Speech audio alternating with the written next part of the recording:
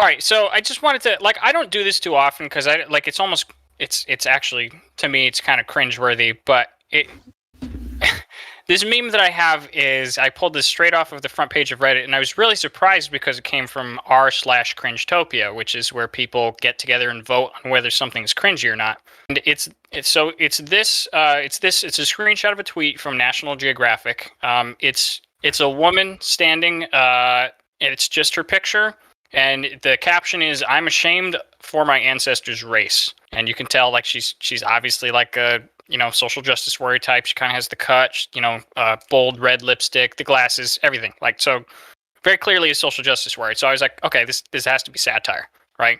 I'm ashamed of my ancestors' race, wearing that outfit, looking like that, like being like the quintessential social justice warrior and saying that. And it turns out that it absolutely 100% is A serious article? It's a serious National Geographic tweet thread. This is kind of like a small aside, but like I used to love going through National Geographic, and that was up until like 3 or 4 years ago when they started 14? just like yeah, exactly, yeah. Up until like a couple years ago though, when they started like embraced completely leftism, like just 100%, and then they put out tweet threads like this. So let me just go through this a little bit. So this is just basically a tweet thread where it said like 10 years ago, one of our writers launched the Race Card Project, which, fantastic name for a project here, which asks people to describe their feelings on race in just 6 words. She thought few would respond, and here are some of the responses. 500,000 so far that she's received. It just goes down through here where it's people just staring seriously at the camera, saying about how they're basically oppressed, right? So this one's a woman looking at the camera saying, "I am not an exotic creature." Like, okay, all right, fine. No, that's Native a legit American guy thing. saying Wait, Native wait, Americans. Go ahead. I can comment when this is all over. I can comment now. We can do it one by one if you want. There's only 3, so. I mean, first and foremost, it's clearly being called the race card because they're most likely reclaiming a term. That's kind of the kind of a. I went to high school in Plainville, and we have a thing called the Super Senior Award. And the Super Senior Award is if you've never had a detention in all 4 years of high school. Obviously, Super Senior is normally like, you have a 5th year of high school, like you're the Super Senior. Right. And they reclaimed it. So that's what they're doing here. For what it's worth, if my ancestors were, say, slave owners, yeah, I'd be a little bit ashamed of that too. I don't think that's like a wrong thing to state. In this particular situation, why would you be ashamed of your ancestors being slave owners? That sucks. Hold on. But it's not just to be accurate, Chris. I'm ashamed of my ancestors' race. Oh yeah, that's not good. No, I mean if my ancestors were some like, the governor of Charlotte, or the governor of North Carolina, right, with a whole plantation of 3,000 slaves, yeah, I'd be pretty ashamed of that. That's a dark history. Why? It's a dark history. Have you read Frederick Douglass's autobiography? Yes. I want to be clear to say that I think it is a barbaric practice that I wish never happened. Right? Like, to be clear, I'm not saying like, hey, we should have that or that it should have happened. With that said, like, why should we be ashamed of what? One, why should I feel ashamed of what somebody else did? And 2, if it was a social norm and legal at the time, why should you be ashamed of somebody doing something that was very normal in society at the time? A little bit more complex. I mean, slavery wasn't necessarily considered normal. There were strong opinions on it. I think where it was more normalized is back then people, I think it's fair to say basically 95% of people were most likely would be considered racist today back then, but not everybody back then were for slavery. That was a very much more divisive thing. But to comment on that one picture, because I don't want to let that get by, there is a huge issue with fetishizing women of color and women of different cultures, and they're all labeled as exotic. That's a real problem. Like if you talk to people who are women of color, why is that a problem? How is that so basically you're elevating the status of this woman. You're saying that she's exotic, and that usually is that's seen as a good thing. Why? So why? No. That's not seen as a good thing. It's saying you're exotic. You're a sexual object. You're an exotic sexual object. That's what it's saying. It's You don't think women want to be sexually desirable? I think we all want to look good, but we don't want to be considered as just this giant object used for pleasure. Okay. I do. You're the outlier. Tim, I will fetishize you. We'll get started after the podcast. No, I mean, I think that women can and men we can be overt in the sense we can be expressive of ourselves. If we look good, feel good, then yeah, we can dress in a sense that we feel, whether it's provocative, whether it's sexualized, whether we want to look good. But there's something to be said that we are not, and women are not, these sexual objects that are navigating society for the sake of men. They're looking good because they want to look good for themselves. And if it happens to, maybe for their partners, maybe for I don't know, for Instagram likes or whatever, but they're not meant to be going around so they're catcalled and all these things. Women are not trying to look good for men. That at least to be fetishized and turned into be wow, that's an exotic lady. These are things that women do explicitly. Maybe some women, sure, but the majority don't. If you really sit down and surround yourself with women, this is not a normal thing. That is not something that women want to be seen as. Women don't put on makeup for us. They put on makeup for themselves. They want to look good. They want to feel good. So, you know what? It's actually kind of that's funny. A big pile of dog shit, if I can use my anecdotal evidence. My wife doesn't put on makeup at all unless people are coming over or she's going out. She ain't doing it for herself. She hates doing it. I think she's not trying to make herself look good to herself. I mean, there's societal beauty standards as well. It's there's a lot of things that are kind of packaged into one giant debate. Okay, so all right, so Jordan Peterson got lambasted for this at one point. I think it was either the GQ. I think it was a GQ interview that he was doing, and he was talking about women in the workplace. And one of the things he brought up was makeup, right? And he said that it was basically a courtship display, and everybody lambasted him for it, right? Everybody's like, "What? I don't put on makeup for men." Blah blah blah blah blah. They were saying the exact same things that you're saying, but every single one of them puts blush on, and that's not makeup is not actually arbitrary. We don't do it for the reasons we think we do. You put blush on so that you look younger. You put eyeshadow on because it's an optical illusion that makes your eyes look bigger, which makes you look younger.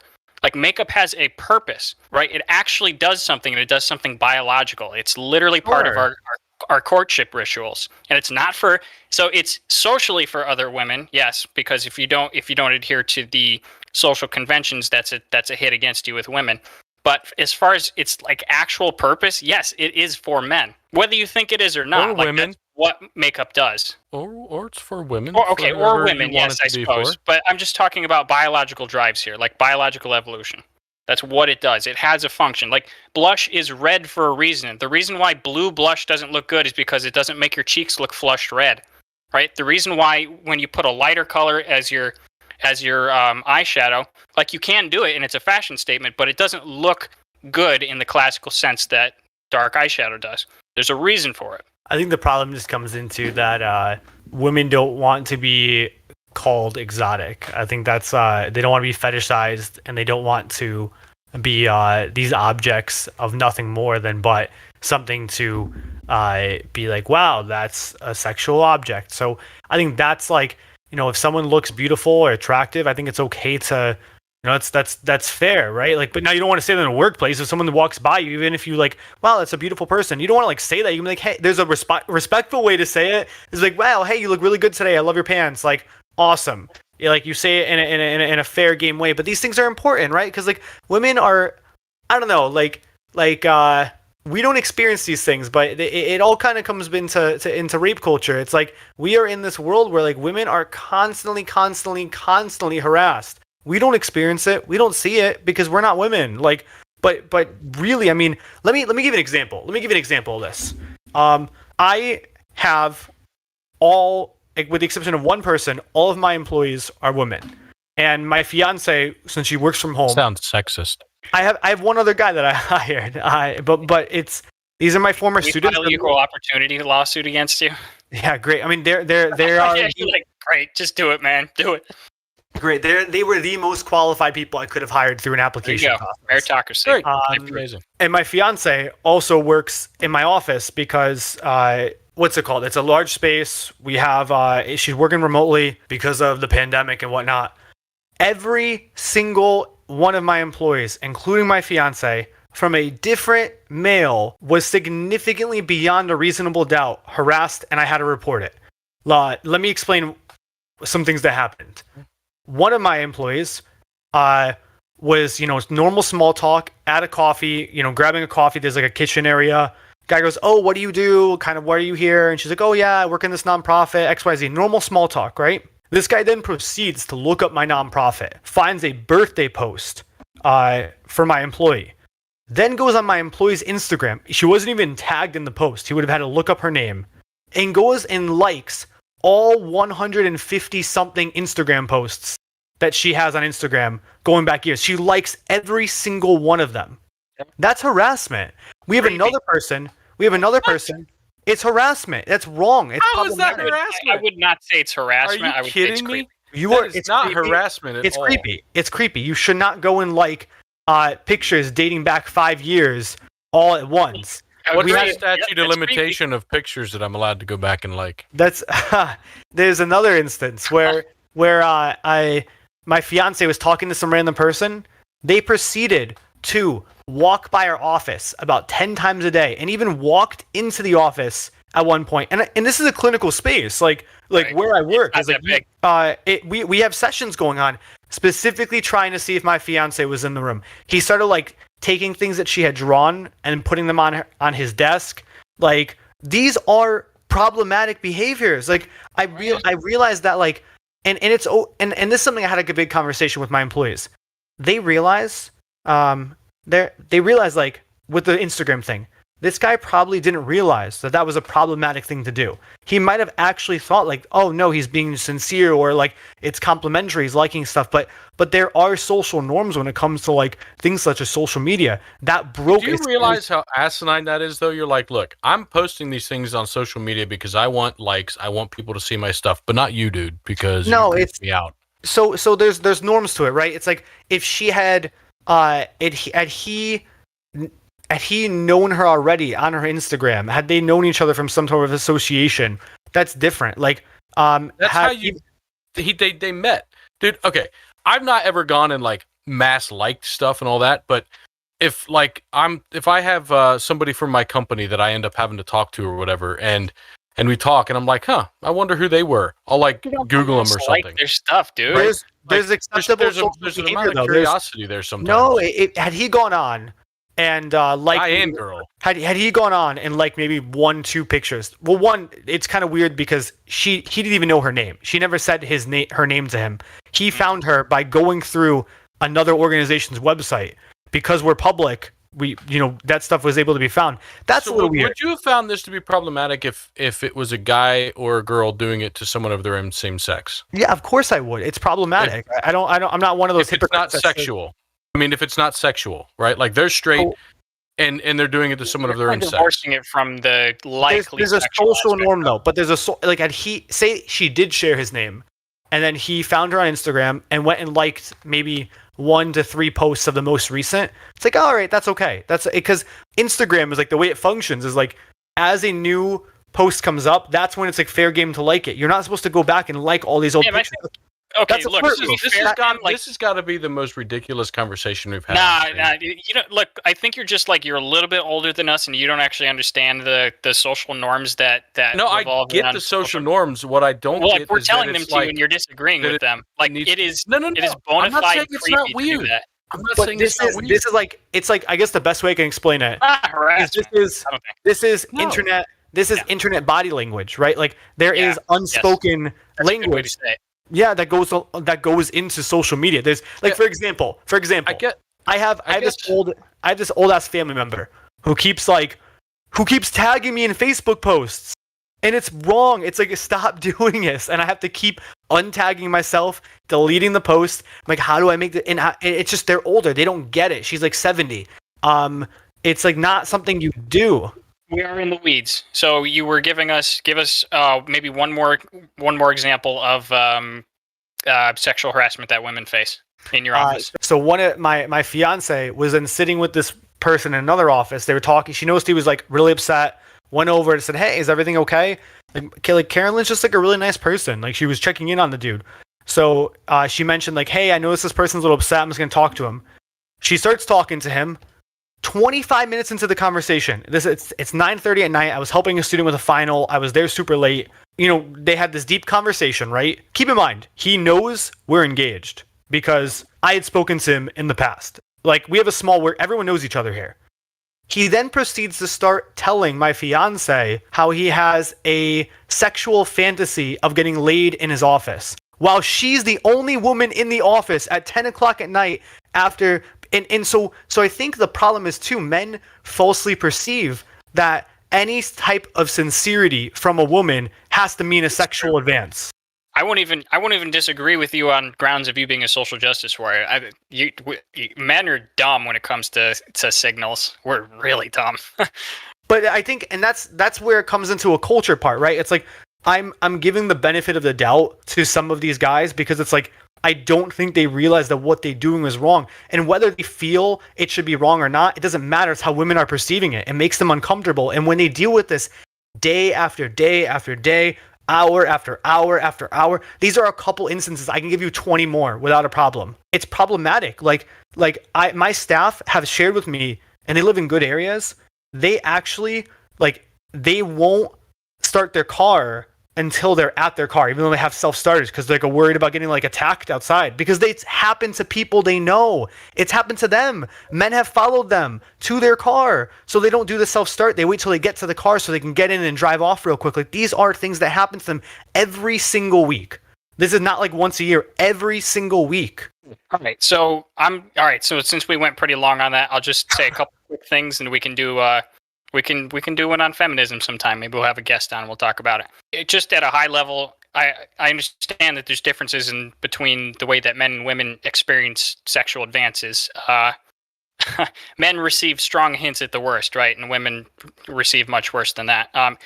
I would say that while I would always advocate for highest standards of conduct from men, right? And I would teach any children that I have that. I would teach any young people around me to have the highest standards when approaching women. I think part of the problem is that there's a difference between the way that men and women handle sexual encounters, and right.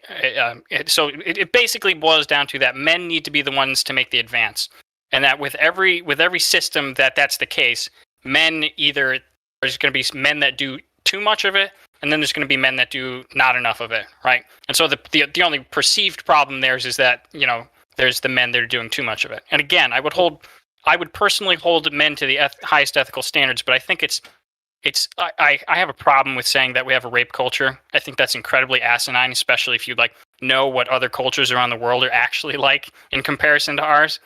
Again, not saying we can't do better. I would always teach young men around me to hold themselves to the highest standards.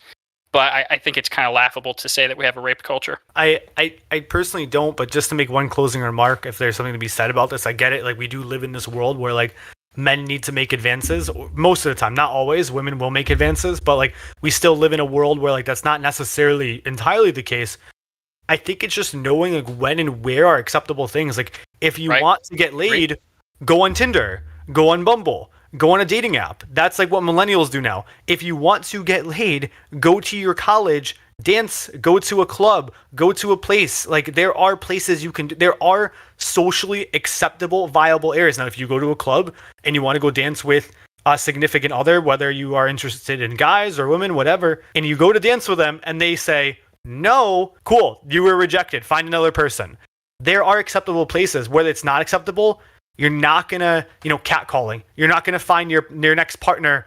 One time I was sitting, not to go on a big point, I was sitting outside, right, at a table, at a restaurant with my fiance for dinner. There was a table of 3 women next to us, and on 4 separate occasions in a 2-hour timeline, a man walked up to them and asked for their numbers. These are 3 women out for dinner with their friends, and they're every single time very loudly we're married, we're teachers. No. 4 separate times in a 2-hour window. You're not gonna get laid by talking to 3 women at a dinner party. Go to a club, download Tinder. There's acceptable places. With that story you just told, I have almost no problem. I'd have to see the exact context, but people trying to connect with people in real life is The thing that the biggest thing that I know I want to get off this topic because we're not really trying to spend too much time on it. I know. But in general, the biggest problem I have with almost all of the examples you gave is they're only a problem if the women didn't want it at the time. But if they did, then it's totally acceptable, and it's on the man to know what that person wanted at the time. I am 100% against, sexual abuse and all of that stuff, right? Like, don't take me the wrong way, but I do not think expressing your interest in somebody is a problem. The problem is if you do it repeatedly after they told you or showed you that they weren't interested, right? That's where I think there's a problem. It's not on me to know how you feel. All of us obviously would agree with time and manner restrictions as well, right? You know, there are some examples. Yeah. I mean, sure, you guys don't think it's a problem though, like if you walked into a Red Robin, saw 3 women eating dinner, you don't see the problem with walking up to them and asking for their number?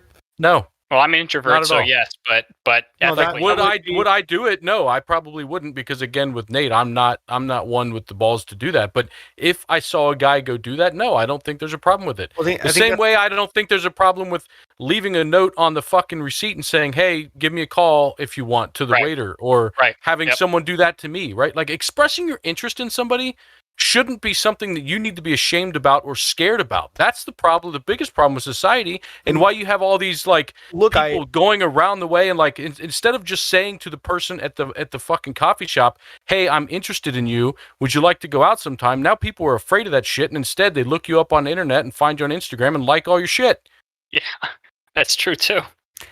I think it just comes into, I realize that a lot of us as men don't see the problems with these things, but women predominantly do. And, there's something to be said. There's time and places, and you can meet your partners online. You can meet them at clubs. You can meet them. But if it's the middle of the day at a lunch thing, and then 5 other people do it in the same window, and then that happens to you day after day after day, that is exhausting. That is debilitating. It makes you feel like being so attractive. Oh, I get maybe men would fucking love that, because then they'd be like, "Wow, I get to be a real bachelor every day." But that's not what women want. I was just being a dick. I know. But I think actually some guys really think that. I'm sorry. That's not something women want to experience every day, and they do. Okay, so to be fair, right? There are some women that would love to experience that every day. It's the minority. Right. It's also a minority of men doing those things. Don't experience it every day, right? That's the point I'm trying to make. Is everybody you're making these rules like it's a social norm that I can't ask somebody out at work, right? If you're at work, you can't express any interest in them. 30 years ago, that's the only place you met people. 40 years ago, whatever, right? Prior to that, it was only in your small communities. It was like you'd meet people at church and shit. To act like everybody needs to understand what you think is a social norm or what any individual thinks is a social norm is asinine. What needs to happen is society needs to become responsible for their actions and their own feelings and letting people know how they feel. If I ask somebody out and they say, "Hey, I'm not interested, leave me alone," and I don't walk away and I continue pressing it, it's a huge issue. Right, and everybody agrees with that, Chris. By the way. But if I ask somebody out and they're like, "Yeah, not right now," no thanks, not right, and it's not real clear that they're not interested at all, and I come back again and ask, right? That's not really stalking or an issue until it's they're like, "Yeah, no, thank you, I'm not interested," right? If that never is given, how am I supposed to know that they're not interested at all? People need to become less afraid of what other people worry about and be more able to express their interest. And I'm not good at this. I can't go up. When I was out at the bars with my buddies, I was terrible at going up and asking a girl out, right? It wasn't me. Some of my friends were great at it, right? But there was nothing wrong with doing it. And there's nothing wrong with telling somebody no. At a bar, not a vegan restaurant at 4 o'clock in the afternoon. There's nothing wrong with that. You know what, Chris? That is an indication that you have a shared interest. Not just the restaurant. You mentioned a vegan restaurant. That there is an indication that you have a shared interest with the woman. Amanda made a great point. She said this person wasn't at the men shouldn't be speaking on how women feel, and I actually agree with you, Amanda. I think I'm giving it more from my perspective on how I feel about things, which is all we can do. But you're 100% right. We don't know how all women feel. I know some women that wish that they got approached more often. I have plenty of women friends who have gone to the bar with, and at the end of the night they're like, "Why did nobody come talk to me?" And it's probably because there was a 6'3" 280-pound dude sitting next to you the whole time. Red beard. That looks scary as shit, but they were upset because no one came and talked to them. They felt like they weren't attractive. So I know some women feel that way, but not all, and maybe not the majority, and every situation is different. You're 100% right. Your women's opinion, we have no actual idea on. I can't speak on women's opinions, but I can speak on the conversations I've had where that's look, all we can do. I'm snowballing myself now, right? But so now you can say, okay, but you live in a little bubble. But I've worked with most of my students are women. I've worked with hundreds of women clients, and I'm just saying, from my experiences of really trying to understand these things by going and talking to people, because I don't understand what it's like to be a woman. I'm a dude, but I've really tried to understand as much as I can and say, talk to me about so I can understand these things, because I don't want to be insincere. I don't want to be insensitive. I want to be a respectful person. I want to, and I also want to minimize these problems in society. And so, I guess maybe we need a woman. I don't think co-star. The answer is becoming more sensitive. I think the answer is becoming less sensitive, right? The answer is becoming more responsible and less sensitive. You're responsible for how you feel, not what somebody else does to you, for the most part, to an extent, right? To a limit. I think it should be that it's not somebody else's responsibility to make sure my feelings aren't hurt immediately. It's my responsibility to let them know how I feel so they don't continue to do those actions. All right, guys. I don't know. I got to table this, I guess. I mean, let's get somebody else. If we need a woman. Honestly, we could go for hours, and the last 10 minutes we've kind of been hamstringing ourselves because we've been trying to move on, so we haven't really dove back in. But look, we can do this at some point. We'll talk. I don't know, feminism. We'll talk rape culture. We can talk about all those kinds of things. It's great conversations to be had there. To close it, I got a piece of math from the very beginning of this. We were talking about makeup and what the purpose of it is, and I looked up a statistic just out of curiosity. Again, this is anecdotal, but I think it leans towards what I was saying before, which is during the COVID lockdown, foundation and lipstick sales were down over 70%. Yeah. Yep. Right. So when people aren't going out and being social, they aren't putting makeup on, is generally what that shows.